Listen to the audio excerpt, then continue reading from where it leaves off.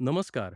आज आपण बोलणार आहोत एका अशा दिवसाबद्दल ज्याची रात्र संपूर्ण आकाश अंधारात बुडवते, पण त्या अंधारातच लपलेले असते सर्वात मोठे रहस्य. 12 ऑगस्ट 2026 बुधवार ही अमावस्या फक्त एक तिथी नाही, ही आहे आषाढ महिन्याची शेवटची रात्र, श्रावण महिन्याच्या पवित्र दाराची चावी. महाराष्ट्रात तिला म्हणतात गटारी अमावस्या, उत्तरेत हरियाली अमावस्या, काही ठिकाणी दीप अमावस्या आणि शास्त्रात तिला ओळखतात श्रावण कृष्ण पक्ष अमावस्या. पण या सर्व नावांच्या पलीकडे एक गहन रहस्य दडलेले आहे. शास्त्र सांगतात अमावस्येच्या रात्री चंद्र पूर्णपणे अदृश्य होतो. त्या रात्री पितृलोक आणि भूलोक यांच्यातील पडदा पातळ होतो. पितर पृथ्वीवर येतात. त्यांना तर्पण, पिंडदान, तिल, जल आणि श्रद्धेने केलेले अर्पण मिळाले तर ते संतुष्ट होतात, नाहीतर ते परत जातात असमाधानी. 12 ऑगस्टच्या या अमावस्येला विशेष महत्त्व आहे, कारण ही चातुर्मासातील पहिल्यांपैकी एक अमावस्या आहे. श्रावण सुरू होण्यापूर्वीची शेवटची रात्र. या रात्री केलेले तर्पण वर्षभराच्या पितृदोषातून मुक्ती देऊ शकते, अशी पुराणांतील मान्यता आहे. म्हणूनच सकाळी ब्रह्ममुहूर्तात उठून स्नान करा. दक्षिणाभिमुख होऊन काळे तीळ आणि कुश घेऊन तर्पण करा. कावळ्याला भात दही टाका. गायीला गवत द्या. ही छोटी कृत्ये फक्त कर्मकांड नाहीत, ही पूर्वजांशी थेट संवाद साधण्याची भाषा आहे. का हरियाली अमावस्या? सावन महिन्यात पृथ्वी हिरव्या चादरीने झाकली जाते. पाऊस पडतो, माती जिवंत होते, बीज अंकुरतात. या दिवशी झाड लावणे हे फक्त पर्यावरणाचे काम नाही. पुराण सांगतात, जो मनुष्य या अमावस्येला पीपल, नीम, आमला, तुलसी किंवा बिल्वाचे रोप लावतो, तो आपल्या पुढच्या 7 पिढ्यांसाठी पुण्य जमा करतो. कारण झाड म्हणजे फक्त ऑक्सिजन नाही, झाड म्हणजे पितरांचे निवासस्थान, देवांचे आसन आणि आपल्या कर्माचे साक्षीदार. 12 ऑगस्ट 2026 रोजी आपण फक्त रोप लावत नाही, आपण पृथ्वीशी एक करार करत आहोत.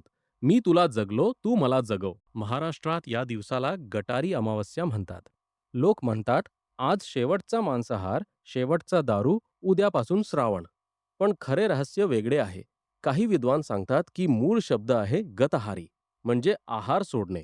आषाढ संपला, आता श्रावणात सात्विक आहार, ब्रह्मचर्य आणि शिवभक्ती. ही रात्र म्हणजे संक्रमण, शारीरिक भोगापासून आत्मिक भोगाकडे जाण्याचा दिवस. म्हणूनच या दिवशी दिवे स्वच्छ करून तेल लावून प्रज्वलित केले जातात, अंधार दूर करण्यासाठी, बाह्य आणि आंतरिक दोन्ही.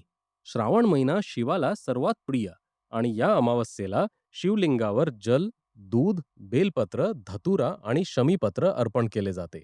समुद्रमथनाच्या वेळी शिवाने विष प्याले आणि तो विष पचवण्यासाठीच श्रावण महिन्यात जलाभिषेक सुरू झाला, अशी एक कथा आहे. या रात्री जर आपण एकाग्रतेने ओम नमः शिवाय 1008 वेळा जपला किंवा रुद्राभिषेक केला, तर तो जप सामान्य दिवसापेक्षा कितीतरी पट अधिक प्रभावी होतो. कारण अमावस्या म्हणजे चंद्राची शक्ती शून्य, आणि शून्यातच शिव वास करतो.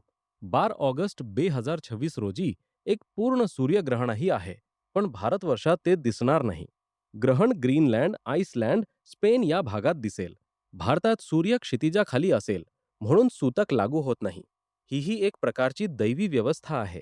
जेव्हा जग अंधारात असेल, तेव्हा आपण येथे पितृतर्पण आणि शिवपूजा निर्भयपणे करू शकतो. आता खरे रहस्य. ही अमावस्या फक्त पूर्वजांसाठी नाही, फक्त झाडांसाठी नाही, फक्त शिवासाठी नाही. ही अमावस्या आपल्यासाठी आहे. आपल्या आत जो अंधार आहे, भीती, असंतोष, अपूर्ण इच्छा, न सांगितलेले दुःख, त्या अंधाराला या रात्री सामोरे जाण्याची संधी आहे. जेव्हा चंद्र नाही, तेव्हा आपण आपल्या अंतरात्म्याला अधिक स्पष्टपणे पाहू शकतो. म्हणून या रात्री फक्त कर्मकांड करू नका. थोडा वेळ शांत बसा, डोळे मिटा आणि विचारा, माझ्या आयुष्यातून मी काय सोडायचे आहे आणि काय जोडायचे आहे.